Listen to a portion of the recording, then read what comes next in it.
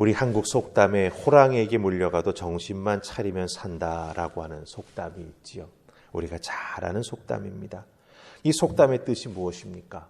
아무리 위급한 경우를 당한다 할지라도 정신만 똑바로 차리면 그 위기를 이겨낼 수 있다라고 하는 그 의미를 가지고 있습니다.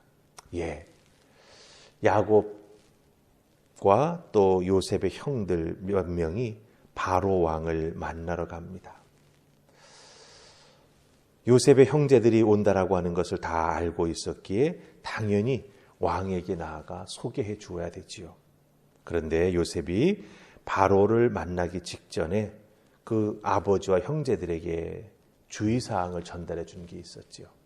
바로가 만나면 꼭 직업을 물어볼 텐데 그 직업을 물어볼 때 이렇게 대답해야 된다. 그때 무슨 말을 해 주었습니까?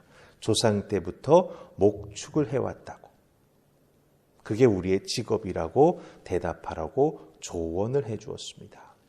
여기에는 다 이유가 있지요. 우리가 애굽이라고 하는 땅에 왔으니 우리는 이 좋은 도시에서 살고 싶습니다. 이렇게 말하는 순간 그 요셉의 형들의 인생은 어려워질 수 있다라고 하는 거죠.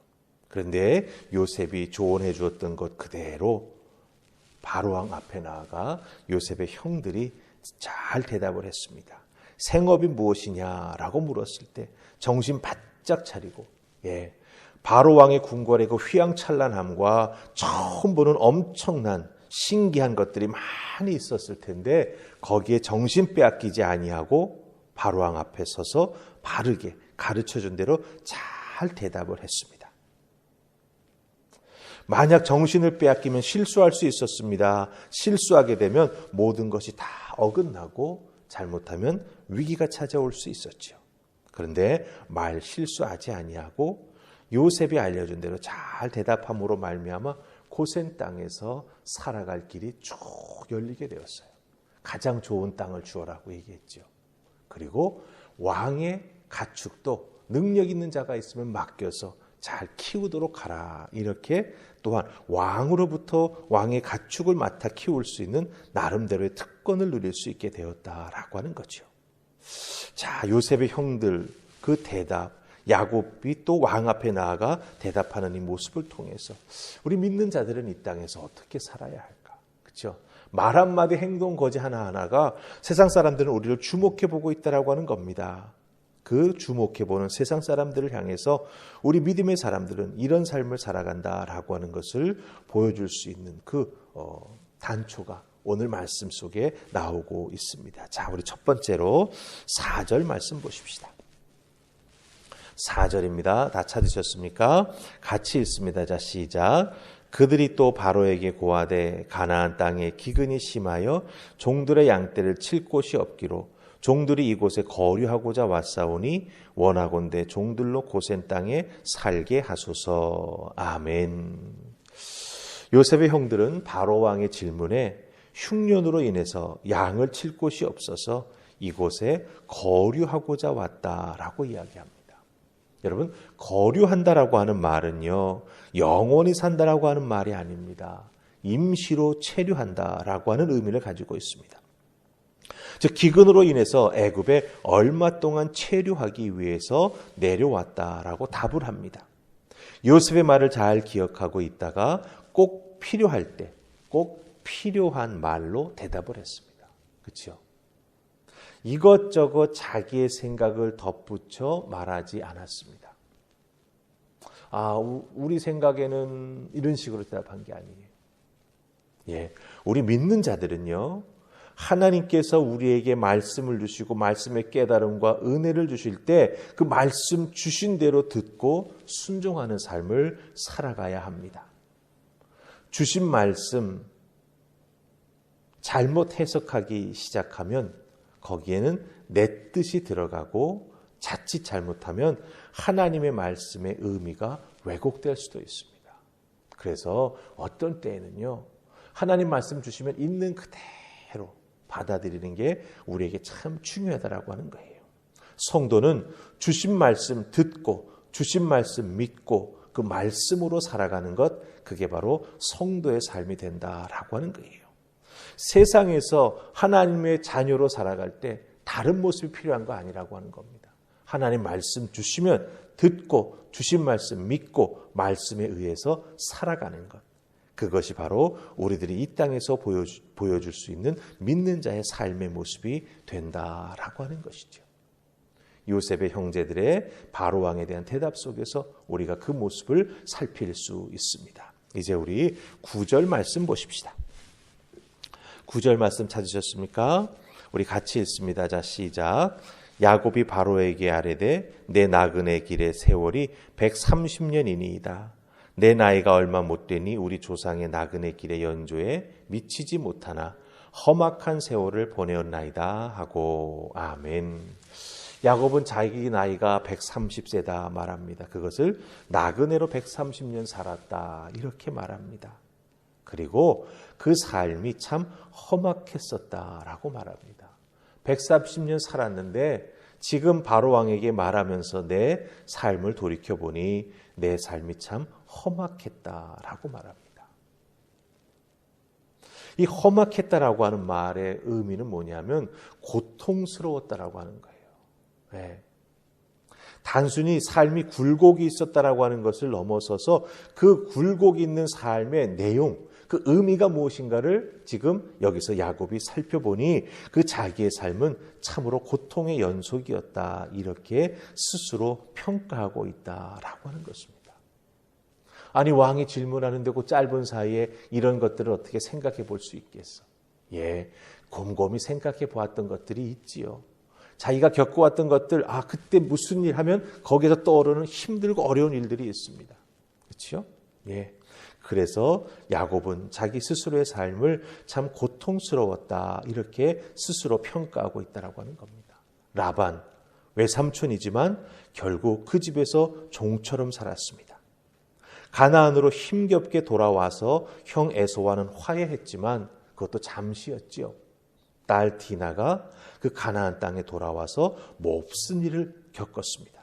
온 가족이 힘들었습니다. 그리고 20년 동안 사랑하고 아끼던 요셉이 죽은 줄 알고 눈물 속에 살아왔었습니다. 참 고통스럽고 험한 삶을 살아왔습니다. 그러나 그 삶이 고통으로 끝나지 않고 그 나이 130살이 되어서 이렇게 돌아보면서 야곱은 거기에 의미 부여를 하고 있다라고 하는 거예요. 고통스러웠지만 죽은 줄 알았던 요셉 다시 만나고, 그렇죠? 참으로 힘든 흉년으로 인한 기근이 찾아왔을 때 이렇게 애굽으로 내려와 피할 수 있음이 참으로 은혜이구나라고 하는 것을 이 야곱이 바로왕에게 자기의 삶을 돌아보면서 이야기해주고 있습니다. 그래서 야곱이 감히 오늘 말씀에 보면 바로왕을 축복했다라고 말하고 있어요. 네.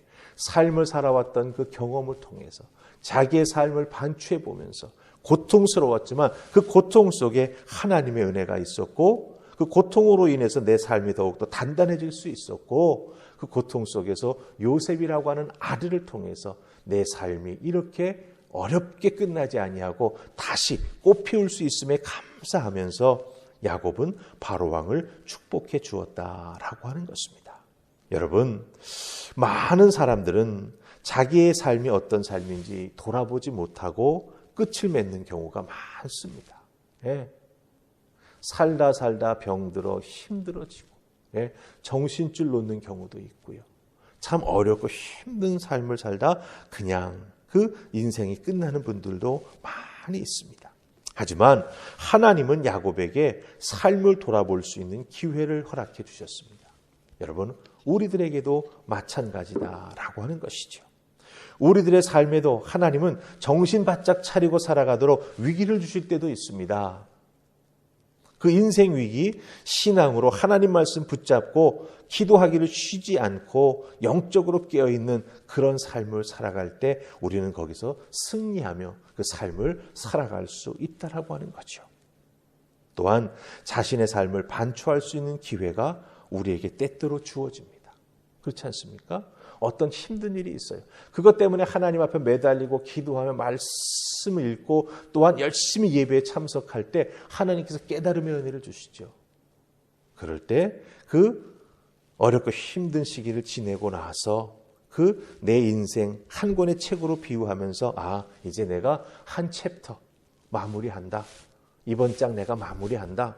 이렇게 딱 마무리하면서 내가 마무리하는 그 인생의 한 장이 왜 은혜인지를 우리가 생각해 볼 수 있다라고 하는 거죠. 깨달아 알 수 있다라고 하는 거죠. 그래서 딱 매듭 짓고 하나님께 올려드릴 때 우리의 인생도 하나님이 동행해 주시는 삶이구나. 내가 그 삶을 살아가고 있구나. 나는 결코 세상에 걸려 넘어지는 아픈 인생 되지 않았구나라고 하는 걸 깨달아 알 수 있다라고 하는 것입니다. 그러기에 여러분들 인생에 이 야곱처럼 참 스스로 힘든 삶 살았다라고 고백하는 것 어려운 일이죠. 하지만 그것이 꼭 나쁜 것만은 아닙니다. 내 인생을 돌아보고 하나님 앞에 바로 세울 수 있는 기회가 된다라고 하는 거 꼭 기억하시고 야곱은 자기의 삶을 돌아보며 세상에서의 삶을 살아갈 수 있었습니다. 은혜이지요. 여러분 모두 한 분 한 분도 요셉의 형제들처럼 하나님 주신 말씀 붙잡고 그렇죠? 말씀으로 승리하며 살아가시고 또 하나님이 우리들의 삶을 돌아볼 수 있는 기회를 주셨을 때 그 기회를 잘 돌아보고 한 장 딱 정리해서 하나님 앞에 올려드리고 하나님 이런 삶 주시니 감사합니다. 이 삶을 기초로 또 다음 삶을 살아가겠습니다. 새롭게 시작해 나아가세요. 뒤에 있는 삶 때문에 계속해서 앞으로 나아가는 삶이 질척거리지 않도록 매듭을 딱 짓는 게 우리에게 꼭 필요하다라고 하는 것. 그 매듭은 때로는 우리의 결단이어야 될 때도 있고요. 그렇죠? 하나님 앞에 결심하고 믿음을 지켜나가는 우리들의 모습이 꼭 필요하다라고 하는 것 기억하시고 그것을 실현하는 여러분들 되시기를 주님의 이름으로 축복합니다. 아멘. 기도하십시다. 주님 고맙습니다. 오늘 주신 말씀을 보니 요셉의 형제들도 요셉의 조언을 잘 기억하여 꼭 필요한 말만 필요할 때 했습니다. 우리는 말을 때때로 너무나 많이 해서 실수할 때가 있습니다. 자기 의견, 자기 생각, 자기 해석을 너무나 심하게 붙여서 하나님 주신 은혜, 하나님 주신 말씀이 오히려 본질이 왜곡될 때가 있습니다. 조심하게 하시고 주신 말씀 꼭 붙잡고 하나님 앞에 믿음으로 살아가는 우리 모두가 되게 해 주시옵소서. 또 하나님께서 우리에게 삶을 정리할 수 있는 기회를 주십니다. 그때 믿음의 눈으로 잘 살피고 하나님께서 내게 그것을 주신 이유가 무엇인지 다시 한번 깨달아 알고 정리하여 하나님께 올려드리고 앞으로 나아가는 우리 모두가 되게 하여 주시옵소서.